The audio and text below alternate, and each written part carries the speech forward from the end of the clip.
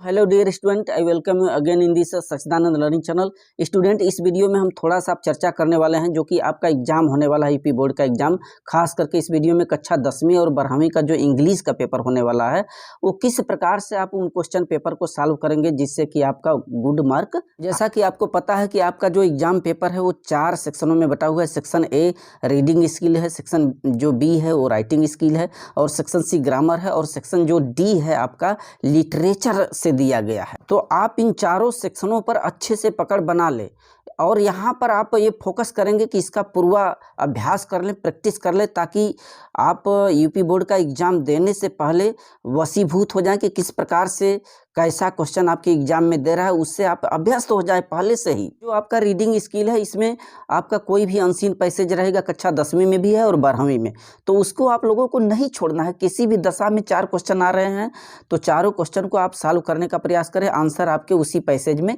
मिल जा रहे हैं।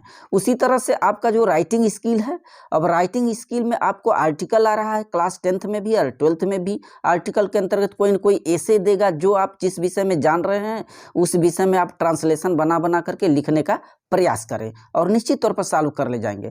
और दूसरा जो उसमें आ रहा है एप्लीकेशन या लेटर, अब एप्लीकेशन या लेटर लिखते समय ध्यान दीजिए कि कहाँ अर्धविराम है और कहाँ पर कामा लगाना है, उसके तौर तरीकों को सीखिए और यह देखिए कि उसमें किस संदर्भ में पूछ रहा है, उसी संदर्भ में उत्तर देने का प्रयास कीजिए और वहाँ पर आप मिस्टेकिंग नहीं करेंगे। यहीं से आपके नंबर बढ़ते हैं। वही जब सेक्शन सी की बात करेंगे तो सेक्शन सी आपका ग्रामर पोर्शन है, और ग्रामर पोर्शन में आपकी पकड़ बनाइए। क्लास 10th के लिए डायरेक्ट इनडायरेक्ट रीऑर्डरिंग थोड़ा सा देख लीजिए, और जो सेंटेंस हैं affirmative sentence, interrogative sentence, negative sentence किस प्रकार से चेंज करते हैं आप अच्छे से जानते भी हैं। पंक्चुएशन कंप्लीट कर लीजिए, और साथ ही साथ जो क्रियाएं हैं, वर्ब हैं, नंबर है, एडजेक्टिव है, एडवर्ब है, उसकी थोड़ी सी जानकारी ले लीजिए, उस पर आपको आएगा यूपी बोर्ड एग्जाम में। और साथ ही ट्रांसलेशन कक्षा 10वीं में भी और 12वीं में भी है, हिंदी से अंग्रेजी बनाने के लिए उसका आप प्रैक्टिस कर लें।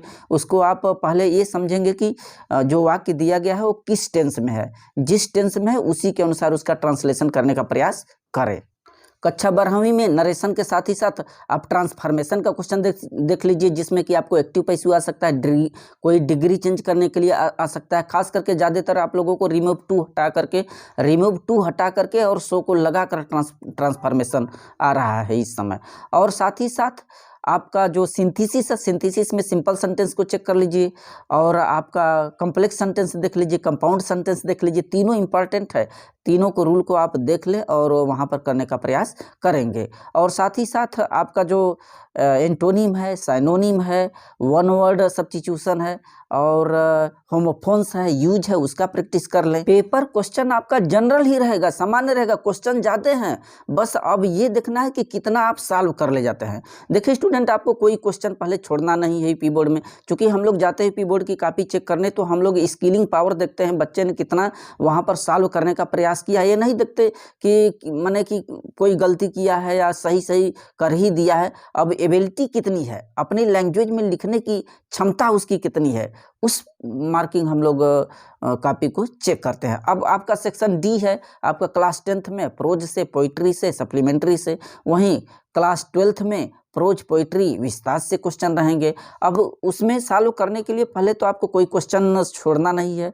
आप हर चैप्टर का, आपको जो सिलेबस दिया गया है, सिलेबस में जो चैप्टर हैं उस चैप्टर के आप हिंदी भावार्थ को थोड़ा सा एक आइडिया लगा कर जाइए।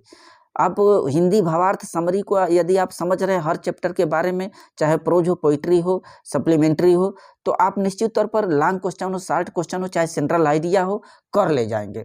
किसी भी दशा में कोई भी क्वेश्चन रहेगा अच्छे से। और पेपर में जो क्वेश्चन दिया है उसको पढ़ते वक्त थोड़ा सा सावधानी बरतें। कभी कभी आप क्वेश्चन को समझते हैं, जानते हैं, फिर भी दूसरा आंसर दे देते हैं।